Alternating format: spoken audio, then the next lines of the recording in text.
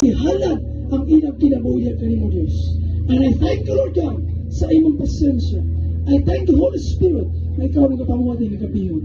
Dalagon ka, Lord God, in Jesus' name. In Jesus' name. Amen. Ito palakpakan ang ginawa. Okay, so, ganito sa pag-aton. Ngayong gabi sa tanan, isip katahuran, standards, kaya ano, ay nga na mabakod, mata lagi, basta lang putos di. Sa itong palakpakan ng Ginoo. So, ay nga na basta manaogon, puno sa kalipay, di mapunga ng kalipay. Hindi mo dapat malipay yung ka? Okay. So, praise God, kaya nanapunta nagtapok din para sa pulong sa Ginoo. So, ako nakita ang cameraman ron. usa ka place, nag-andam sa Ginoo para lugar-lugar para bisag way siling pa pero bugnaw ya bro. Nagkaruba ang mga taga-luway pusok ng mulokso.